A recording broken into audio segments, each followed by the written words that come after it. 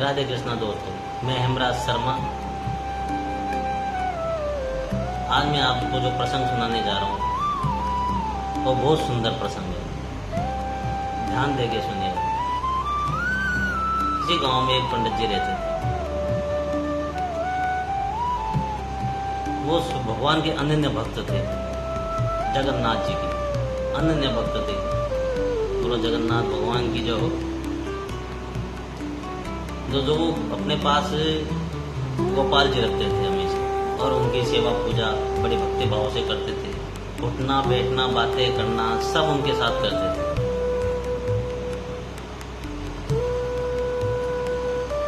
तो दोस्तों, कोई भी उनसे आता तो रहता तो सब राधे जगन्नाथ जी राधे राधे करते थे।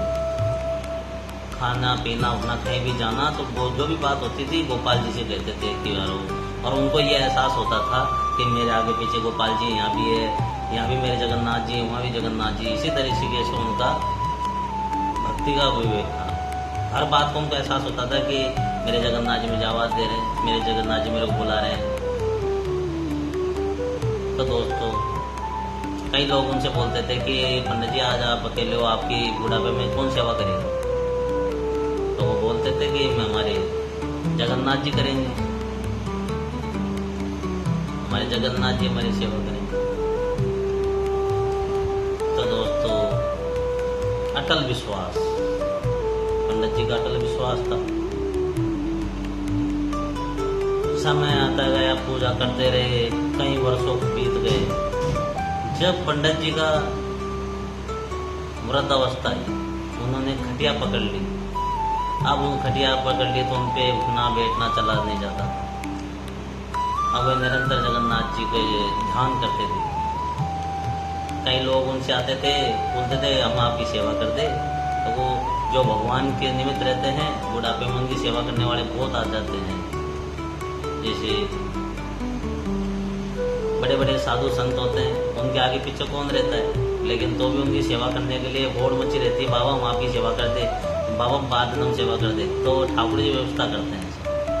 तो दोस्तों, ऐसे उनके साथ हुआ। आते थे लोग, बोलते थे बाबा हम आपकी सेवा कर दे, क्योंकि उनके पंडित जी के खटिया ऐसे पकड़ ली कि वो खटिया पे उठना बैठना कुछ नहीं था। वो खटिया पकड़ ली थी उन्होंने, बिल्कुल इतनी तबीयत खराब हो। तो यकीन मानिए दोस्तों, कोई भी आता था उनसे एक बात ही बोलते थे, मेरा जगन्नाथ जी संभालेगा, मैं किसी से सेवा नहीं करवाऊंगा। किसी से सेवा नहीं करवाई क्यों? तो दोस्तों, एक बार क्या होता है कि 20-22 साल का लड़का उनके आश्रम पे आता है। वो खटिया में लेटे होते हैं, कोई नहीं होता है, और वो आते हैं और वो बोलते हैं कि बाबा मैं आपकी सेवा करूं, जिसको वो जानते नहीं थे। लेकिन उनका अटल विश्वास ये था कि मेरे जगन्नाथ जी हैं, क्योंकि जिसको वो जानते ही नहीं थे, एकदम से कोई आके बोल रहा है कि बाबा मैं आपकी सेवा करूं। तो उन्होंने उनको बिठाया और उनसे बोले कि पहले तो ये बता, तो मेरा जगन्नाथ ही है ना? तो दोस्तों, भक्त भगवान कैसे वो हो सकते हैं? भगवान बोले कि हाँ बाबा मैं जगन्नाथ जी हूँ, आपने मेरी बहुत सेवा की है, अब मैं आपकी सेवा करूँ। तो दोस्तों, करुणावश उनके आंसू आए, पंडित जी के आंसू आए। भगवान उनके आंसू पूछे कि बाबा ने अब उन्होंने एक दिन तक तो भगवान के रूप में जो बन के आए थे, उन्होंने जगन्नाथ जी ने एक दिन तक उनकी खूब सेवा की। उनकी लैट्रिन साफ की, उनका पेशाब साफ किया, उनको नहलाया धुलाया, खाना खिलाया, खूब सेवा की एक दिन तक। अब जगन्नाथ जी ने एक दिन सेवा करा के उनसे दूसरे दिन कहा, आंसू आके रोए, ऐसे कहा कि प्रभु अब आप जगत के नाथ हो, पूरी सृष्टि आपके अधीन चलती है। हे दीननाथ, ये मेरी गंदगी आप मत साफ करो, मैं आपसे सेवा कराना नहीं चाहता हूँ।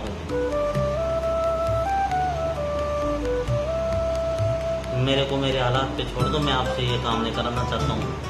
पंडित जी बोल रहे हैं अपने भगवान से। यानी भक्त के लिए भगवान ने इतनी पीड़ा उठाई, उनका काम कर रहे हैं, उनकी सेवा कर रहे हैं। तो पंडित जी बोले कि भगवान एक बात बताओ मेरे को, आप तो अंतर्यामी हो, आप सब दुखों के दाता हो, सब सुखों के भी दाता हो।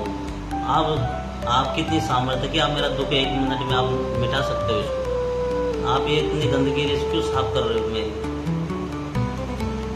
तो दोस्तों बड़े ध्यान से सुनिएगा भगवान ने क्या कहा। भगवान ने कहा कि देखो, जो आपके प्रारब्ध का जो दुख लिखा हुआ है ना आपका, वो तो आपको भोगना पड़ेगा।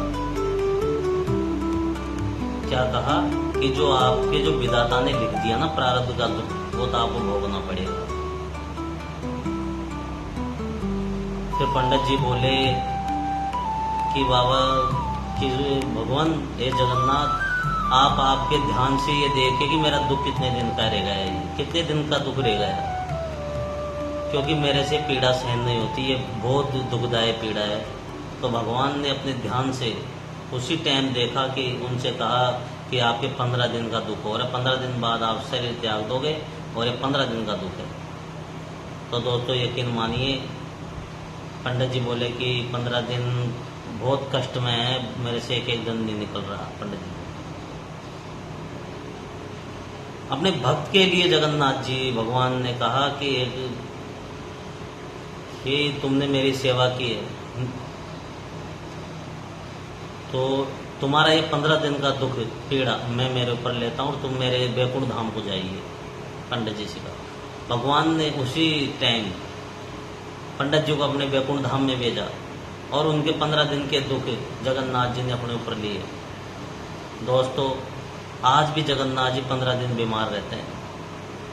आज भी उनको ना डॉक्टर आते हैं देखने, काढ़ा दिया जाता है सिर्फ भगवान एक भक्त के लिए।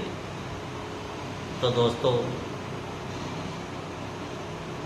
दुख सबकी जिंदगी में आता है, जो विधाता ने प्रारब्ध का लिख दिया वो तो भोगना है। लेकिन जो भगवान के निमित्त रहता है, भगवान से निमित्त रहता है, भगवान को अपने आप को मान के चलता है, तो यह सच मानिए तो दोस्तों भगवान उस दुख में भी सुख प्रदान करते हैं। वो दुख नहीं माना जाता, उसमें भी सुख प्रदान करते हैं। इसलिए दुख आए तो उसको हंसते हुए भगवान का प्रसाद समझ के सहन कर लेना चाहिए। सुख आए तो उसको भी भगवान का प्रसाद समझ के सुख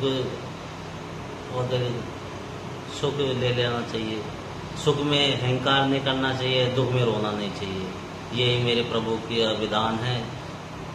बोलो राधे कृष्ण भगवान की जय हो।